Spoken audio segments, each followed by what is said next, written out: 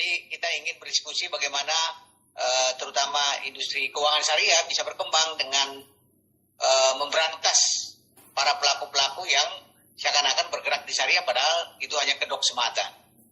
Kalau kita lihat di investasi legal ya, investasi legal ini saat ini memang masih tetap marak karena dari berbagai media yang kita ikuti ada saja masyarakat kita yang tertipu, ada yang tertipu arisan online, investasi trading, multi level marketing yang memang tujuannya adalah menipu masyarakat kita. Dalam 10 tahun terakhir saja ya, sejak 2011 sampai 2021 kerugian akibat investasi ilegal itu mencapai 117,4 triliun rupiah. Nah, itu baru yang dilaporkan masyarakat, karena banyak juga masyarakat kita kalau sudah terjebak di investasi ilegal kadang-kadang nggak lapor juga, malu, pinter-pinter sarjana kok ditipu gitu, atau malah nggak lapor karena sering juga masih mengharapkan untung. Jangan lapor dulu, kita masih mau beruntung ini, nggak lapor. Itu arisan online terutama. Arisan online itu sangat menggiurkan, cukup sekali bayar, kita nggak usah bayar lagi pada periode berikutnya. Apakah mungkin? Contohnya kita dapat 100 juta cukup bayar 1 juta, seperti itu. Nah, kegiatan-kegiatan ini kita lihat ciri khas dari investasi legal itu, yang pertama adalah selalu menjanjikan keuntungan atau imbal hasil tinggi dengan cepat kaya, cepat dapat mobil, cepat dapat rumah. Kita lihat contohnya di investasi kampung kurma yang berdasarkan prinsip syariah di Jawa Barat ya. Hanya dengan 5 pohon kurma kita beli sekitar 40 juta, kita mendapat penghasilan 100 jutaan setahun. Padahal kalau kita pikir-pikir ya, apakah sebegitu bagusnya pohon kurma di Indonesia sehingga bisa menghasilkan juta dengan 5 pohon? Nah, ini juga perlu diselidiki. Tapi banyak sekali peminatnya, beli kafling kurma.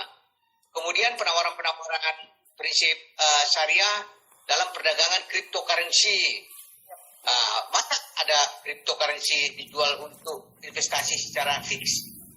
Padahal kalau perdagangan, ya semua perdagangan emas, kripto, perdagangan berjangka komoditi, itu kadang-kadang ada untung, kadang-kadang juga rugi, jadi nggak ada yang dana fix. Nah itu, jadi ciri yang pertama masyarakat kita diiming-imingi dengan imbal hasil yang tinggi.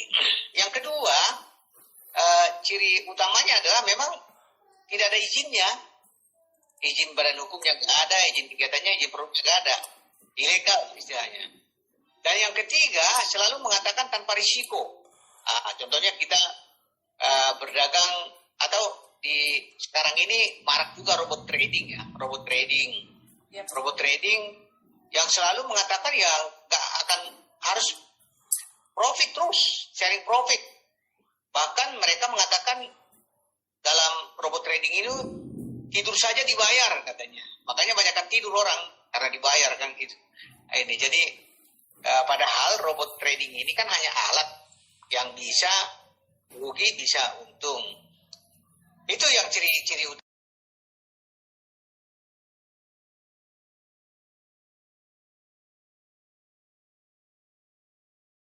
Sangat mudah tergiur dengan iming-iming hasil tinggi tadi, sangat mudah tergiur.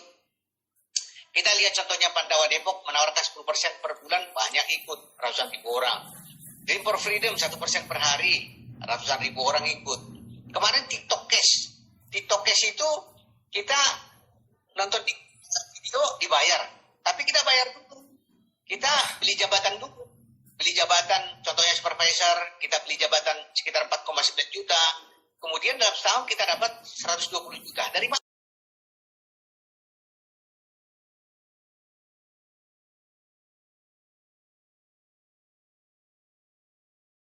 Juga auto gajian katanya. Kita gajian tanpa kerja, tapi kita digaji orang yang kita rekrut. Orang yang menggaji kita merekrut lagi. Jadi gajian berantai. Nggak usah kerja gitu. Dan banyak juga pesertanya ikut. Nah ini. Kemudian juga ada tadi perdagangan kripto yang memberi hasil 300% per tahun di NTB, LBC namanya. Kemudian kita lihat edisi cash yang kemarin itu sudah ditangani Baris Krim Polri, memberikan keuntungan 0,5% per hari atau 15% per bulan. Jadi kita dapat keuntungan 0,5%. Memang benar dapat 0,5% koin dalam bentuk koin ya. Tapi koinnya nggak laku dijual, sama aja bohong kan? Kita punya jutaan koin, tapi nggak laku dijual. Jadi ini yang kenapa masyarakat kita masih tertipu. Kemudian yang kedua, kenapa masyarakat kita tertipu masih rendahnya tingkat literasi masyarakat kita. Jadi masih perlu kita didik mereka mengenai produk-produk investasi supaya mereka kenal, supaya mereka tidak mudah tertipu. Karena kebanyakan mereka hanya memikirkan hasilnya, tidak dilihat dari sisi legalitas dan rasionalitas selanjutnya.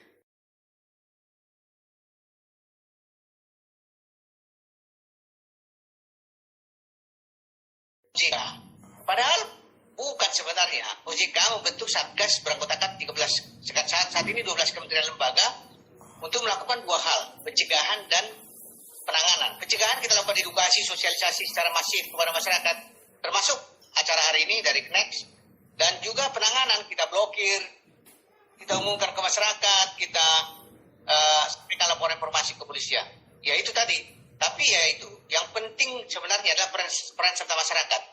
Peran serta masyarakat dalam sosialisasi investasi legal kami selalu mengatakan simplifikasinya ya. Apabila masyarakat menemukan penawaran dengan imbal hasil tinggi, cek 2L.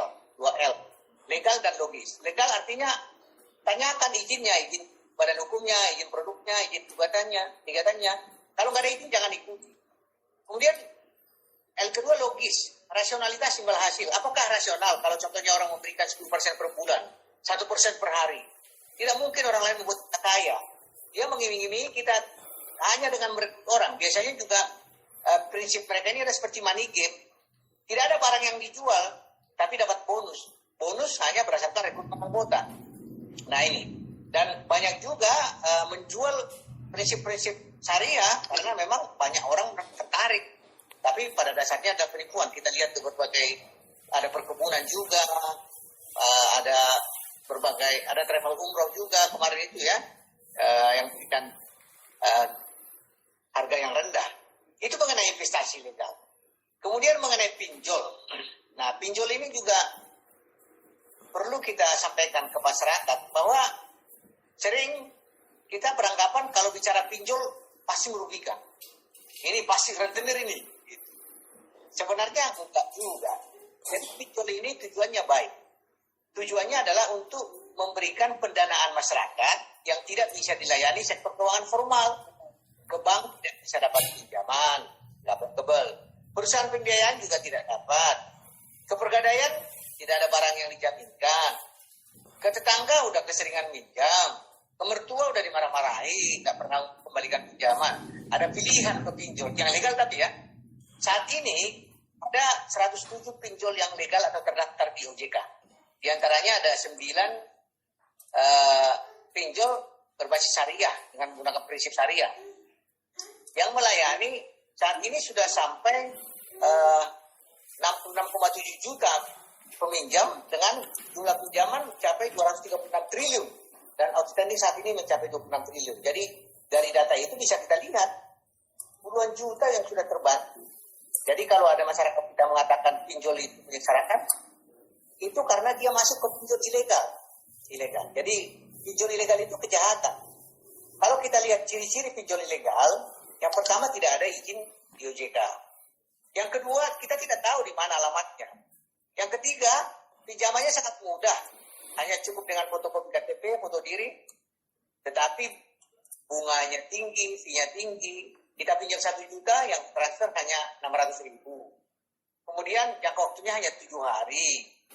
Nah ini, dendanya juga sangat tinggi. Dan mereka itu selalu meminta kita untuk mengizinkan semua data di HP dan kontak di HP untuk bisa diakses. Itu bahayanya di situ. Jadi data pribadi kita diambil sama dia dan diperjualbelikan. Dan ini digunakan nanti pada saat penagihan. Kita nggak bayar, dia pasti akan teror. Semua kontak di HP itu diteror. Yang contohnya kita yang nggak tahu apa-apa dapat teror juga. Si A meminjam kami, menipu kami, merampok kami, Anda dibuat sebagai penjamin katanya. Kita nggak kenal peminjamnya, cuma karena nomor HP kita dari nomor HP dia, ya kita ikut kena teror. Oleh karena itu memang perlu kesadaran masyarakat ya. masyarakat agar selain literasi keuangan juga perlu literasi digital untuk menjaga data-data dia dan jangan link ke atau akses ke pinjol ilegal. Nah, ini jadi masyarakat kita akan sangat menderita kalau ke pinjol ilegal. Oleh karena itu kita juga sangat mengharapkan masyarakat ya, karena kalau contohnya ada beberapa berita bunuh diri langsung disalahkan pinjolnya. Nah, ini bunuh diri karena pinjol katanya. Kita juga nggak, harusnya memang kita sadari bahwa pinjaman itu harus dibayar. Kemudian kalau nggak bayar ya risikonya memang ada di kita. Jadi apalagi yang ilegal. Kalau yang legal itu bisa ada perlindungan konsumen karena diawasi OJK dan juga penegakan politiknya oleh asosiasi. Jadi masyarakat dibantu oleh pinjol yang legal, tetapi menderita kalau masuk pinjol ilegal. Demikian. Baik. Sangat singkat tapi banyak Pak informasi yang saya juga catat di sini. Pada dasarnya adalah kesadaran masyarakat dan pengetahuan kita itu untuk lebih aware lagi kalau kita ada tergiur dengan adanya pinjaman atau investasi yang menawarkan kemudahan dan imbal hasil yang sangat tinggi dibanding dengan lembaga keuangan formal gitu. Nah kalau misalnya saya sebenarnya Pak Tongam, saya adalah salah satu korban dari nomor yang diretas oleh pinjol, di mana saya nggak tahu yang minjam, yang debitur itu siapa. Nomor saya mungkin di handphone si debitur, dan memang benar informasinya itu dikatakan bahwa saya adalah penjaminnya gitu. Ini sebenarnya juga kasus yang baru terjadi itu artis ya Pak Napa Urba kalau tidak salah juga, beliau juga sangat diterornya parah, bahkan sampai mengancam menyampaikan ke kantor polisi, tapi mereka juga tetap menghubungi gitu. Sebenarnya Pak saya pribadi bertanya, bagaimana cara mereka mengakses nomor kita yang ada di dalam kontaknya si debitur Pak? Jadi mereka bisa segampang itu. Apakah memang mereka mendapatkan izin? Karena setahu saya kalau kita meminta nomor atau segala macam itu kita harus ke Bareskrim, caranya susah. Tapi kenapa mereka punya akses sampai sedemikian dekatnya Pak sama kontak-kontak yang ada? Bagaimana itu Pak? Iya, ini kan kalau pinjol ilegal ini kan kejahatan, jadi berbagai modus dilakukan oleh mereka. Salah satu ciri dari pinjol ilegal adalah mengambil semua data dan kontak di HP. Karena pada saat pengajuan aplikasi, para peminjam ini akan ditanya apakah mengizinkan untuk akses data dan kontak di HP. Iya, baru terjadi pinjaman. Kalau tidak, tidak terjadi pinjaman. Ya. Data kita itu juga diperjualbelikan oleh para peminjam ini sebenarnya. Oleh karena itu saya bisa sampaikan kepada para peminjam ini, di samping menjual data pribadi Anda juga menjual data pribadi orang-orang yang ada di kontak HP Anda. Jadi memang akhirnya seperti itu. Semua kontak di HP itu, contohnya si peminjam punya 1000 nomor kontak di HP-nya, itu dibuat dalam satu WA group. Diteror, intimidasi, sangat menyakitkan. Foto-foto yang tidak senonoh juga dibuat di sana, mempermalukan. Padahal hutangnya paling banyak itu 2 juta hutangnya. Nah, untuk pemaksaan membayar. Oleh karena itu, apa yang bisa kita lakukan adalah jangan sekali-sekali akses ke pinjol ilegal, karena pinjol ilegal ciri utamanya adalah meminta semua data dan kontak di HP bisa diakses. Beda dengan pinjol yang legal atau terdaftar berizin di OJK. Mereka hanya diperbolehkan membuka atau mendapatkan informasi dari 3 hal di HP. Yang pertama, lokasi, kamera, dan suara. Jadi tidak ada data dan kontak di HP bisa diakses. Jadi kami bisa sampaikan apabila kita mendapat teror, intimidasi atau penagihan tidak beretika, kami pastikan itu dari ilegal. Oleh karena itu ini harus masuk proses hukum. Jadi perbuatan-perbuatan ini tidak bisa kita tolerir. Kami meminta masyarakat yang merasa dirugikan dengan teror, intimidasi oleh pinjol ilegal ini agar lapor ke polisi supaya dilakukan proses hukum. Jangan dibiarkan kita diteror, intimidasi seperti itu. Oke. Tadi saya ada informasi Pak dari kalau tidak salah ini Miss Pinjol ya nama adminnya. Saat mengajukan pinjaman dan OTP masuk, dan disitulah kontak-kontak kita langsung terakses oleh tim pinjol gitu. Mungkin itu ya Pak ya, apa mekanisme mereka mendapatkan kontak-kontak kita gitu. Nah, namun tadi Pak Tongam bilang bahwa dilaporkan ke polisi Pak. sebagai misalnya saya yang tidak tahu apa-apa ditelepon diteror begitu, apa saja Pak yang bukti-bukti yang bisa saya siapkan untuk saya bisa lapor ke polisi Pak, sedangkan saya nggak tahu pinjolnya ini di mana, namanya siapa, segala macam. Itu bagaimana Pak untuk menguatkan kita sebagai konsumen yang terlindungi? Ada dua hal ya. Yang pertama, kalau umpamanya kita jadi korban ya, korban pinjol yang tidak terkait dengan pinjaman, contohnya kita dapat teror padahal kita tidak meminjam karena ada teman kita atau kita nggak kenal, itu kami harapkan ya masyarakat bisa blokir semuanya ya, blokir semua, dan sedapat mungkin ya hubungi ke pelaku peminjam itu untuk segera membayar hutangnya, karena kita juga jadi korban dia, seperti itu. Jadi penting bagi kita untuk memblokir, karena mereka ini punya SIM card sampai ribuan ya, ganti-ganti nomor itu, ganti-ganti nomor kita blokir ini, kemudian ya itulah kita memang harus melakukan pemblokiran terhadap para pelaku itu. Kecuali kalau memang kita sudah ikut teror intimidasi pada saat kita balas, kita contohnya saya tidak kenal dia, Anda ini salah sasaran, kemudian dia balas lagi dengan teror intimidasi, kan sering gitu. Itu bisa kita bawa bukti chatting itu kepada kepolisian untuk lapor sebenarnya, dan laporan polisi itu bisa kita lampirkan ke mereka, ke yang ngirim nanti teror itu, untuk berhenti melakukan teror. Itu pertama. Yang kedua, kalau memang kita korbannya, kita sendiri yang minjam kemudian dari pinjol ilegal, kami sampaikan tipsnya ya. Teman-teman yang saat ini sudah terjebak pinjol ilegal, yang pertama tentu kami tetap mengatakan lunasi. Nah, utang harus lunasi kan gitu kan. Karena bagaimanapun juga ada kewajiban kita yang menyetujui pada awalnya kok. Kemudian kita harus lunasi. Yang kedua, kalau tidak mampu melunasi, kita bisa minta restrukturisasi, pengurangan bunga, penghilangan denda, perpanjangan jangka waktu, untuk memberikan keleluasaan bagi kita untuk melunasi kan gitu. Yang ketiga, tolong laporkan ke kami melalui email email waspadainvestasi@ojk.go.id. Kami akan lakukan pemblokiran melalui Kominfo dan mengumumkan ke masyarakat. Yang keempat, kami meminta masyarakat kita yang saat ini terjebak di pinjol ilegal agar jangan meminjam lagi untuk menutup utang lama dari lubang tutup lubang. Ini bermasalah ini. Karena apa? Ada yang meminjam sampai ratusan loh. Ada yang 141 pinjol. Saya nggak habis pikir bagaimana mungkin seorang peminjam mampu ya gali lubang tutup lubang sampai 141.